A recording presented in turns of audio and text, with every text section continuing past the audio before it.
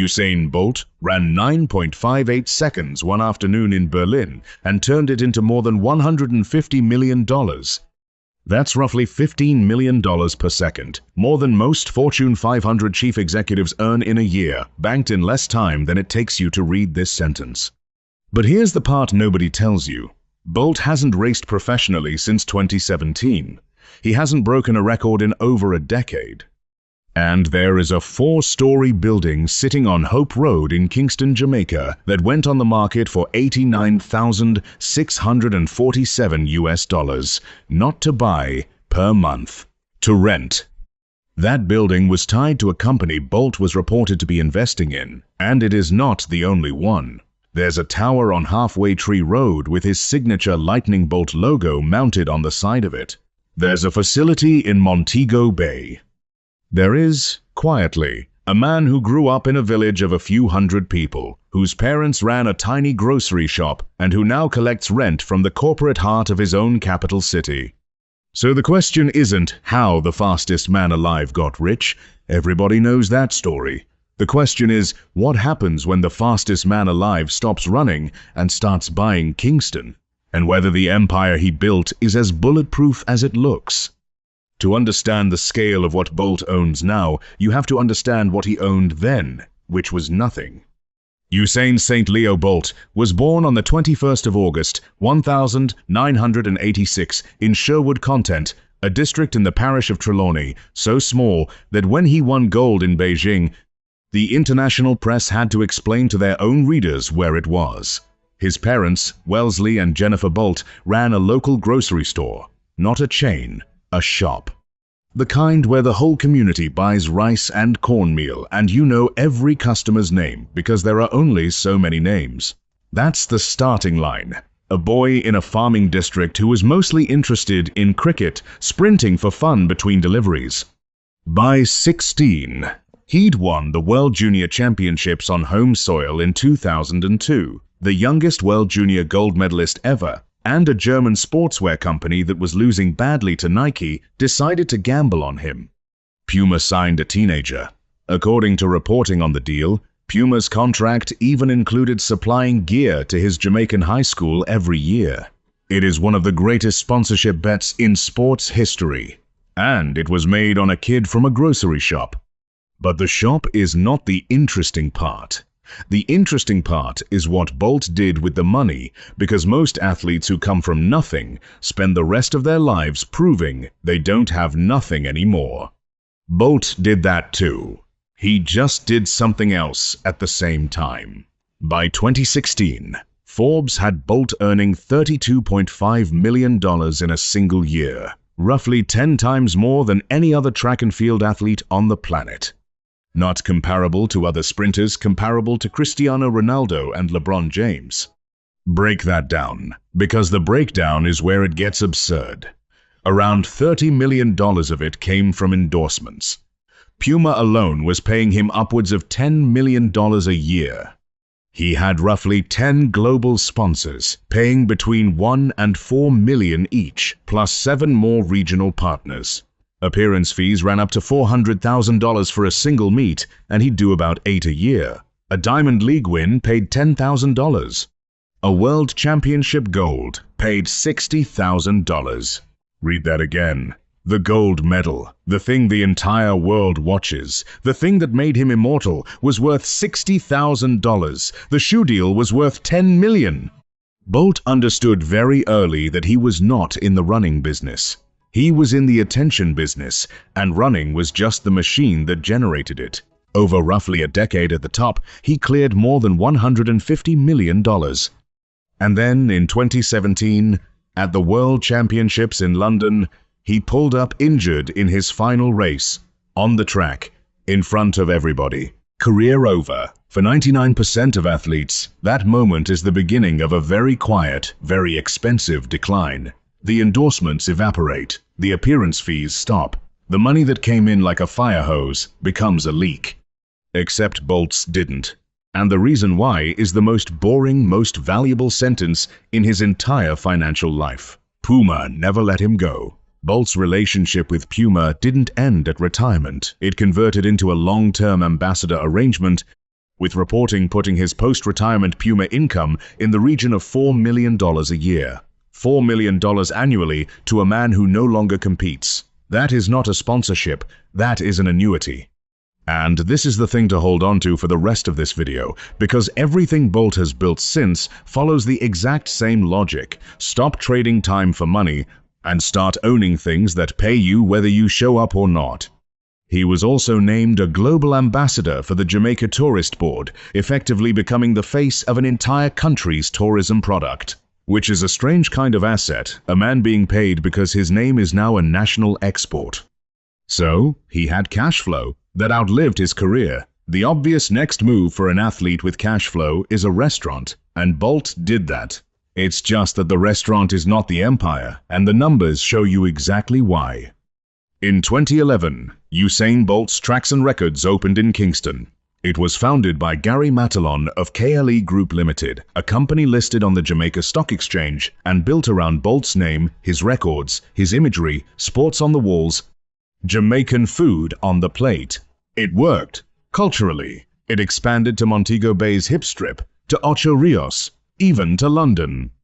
The Jamaican government publicly celebrated the franchise as a win for brand Jamaica, a Jamaican concept being exported instead of imported.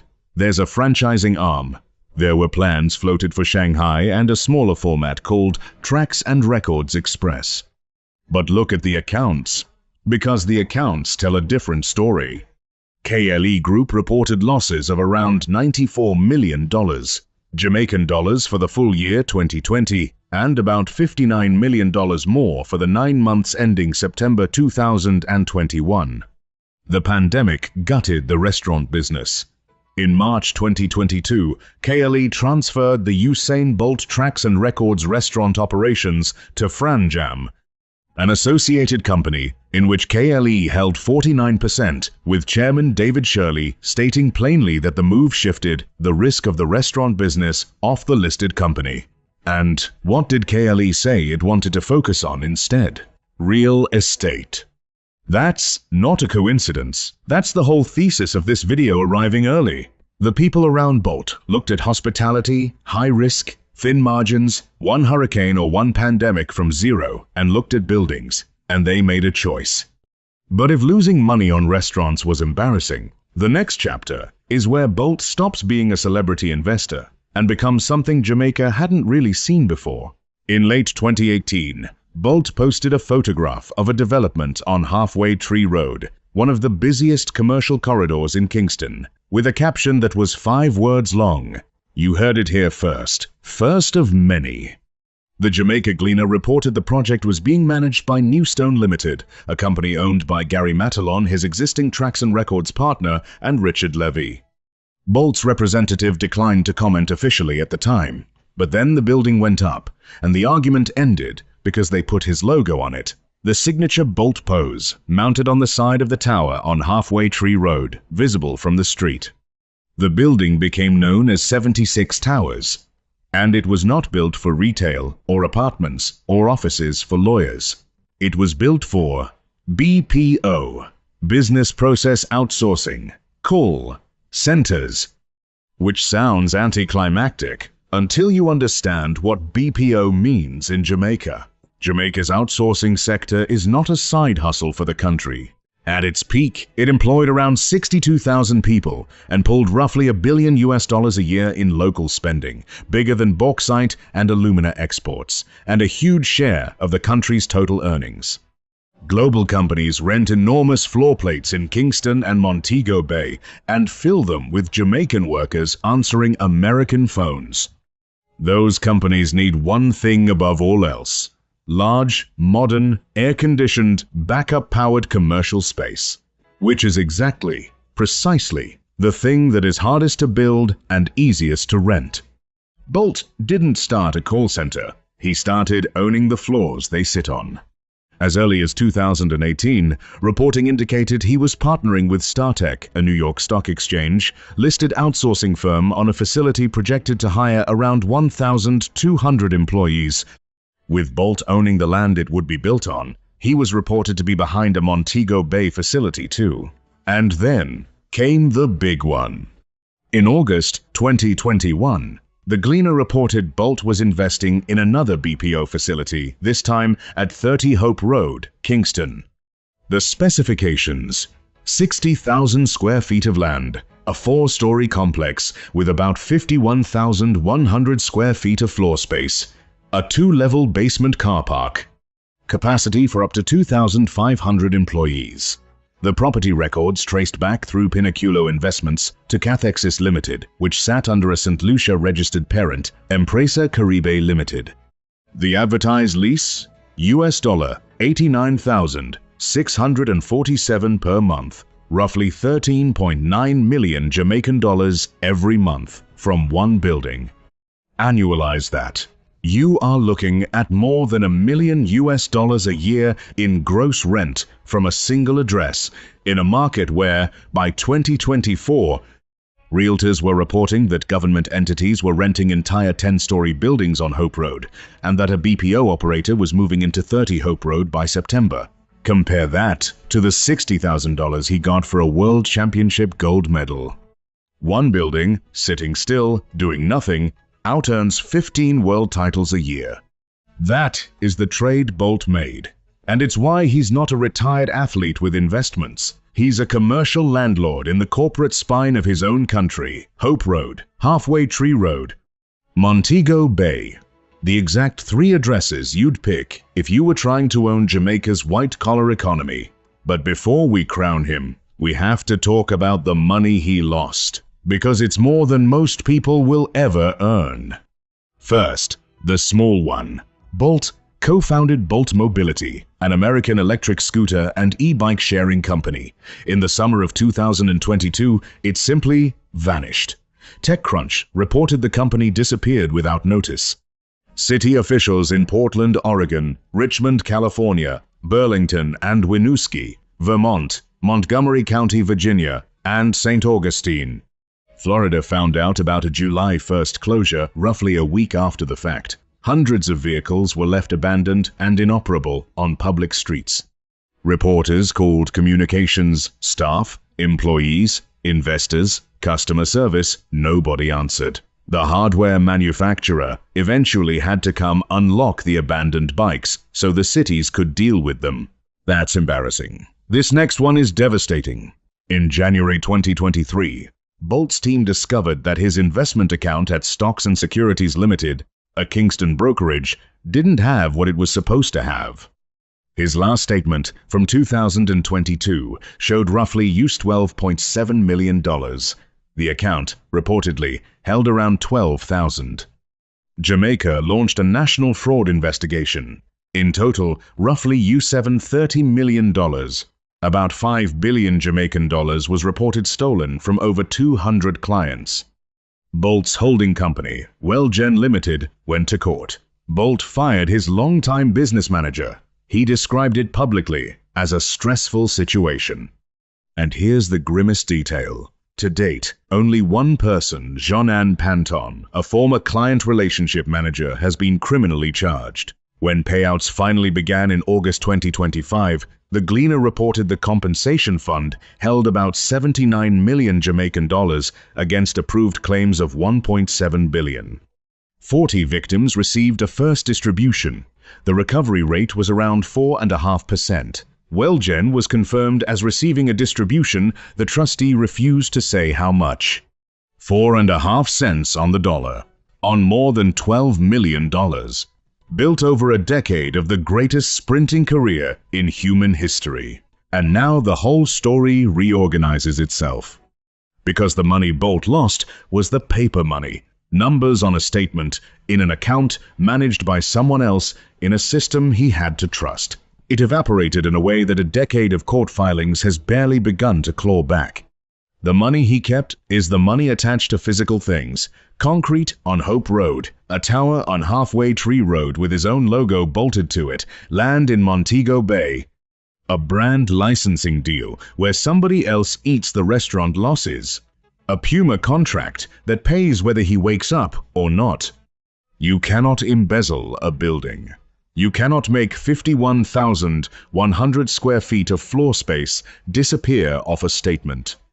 A tenant either pays rent on the first of the month or they don't. and you can walk over and look at your asset with your own eyes. Bolt didn't get lucky. Bolt got robbed, and the part of his empire that survived is the part he could stand on. Except even that isn't the end of it, because in 2025 and 2026, the ground itself started moving. Jamaica's outsourcing sector, the industry Bolt's buildings are built to serve, has been contracting hard. Local spending fell from roughly $1 billion to about $780 million in the fiscal year ending March 2026, a $220 million slide.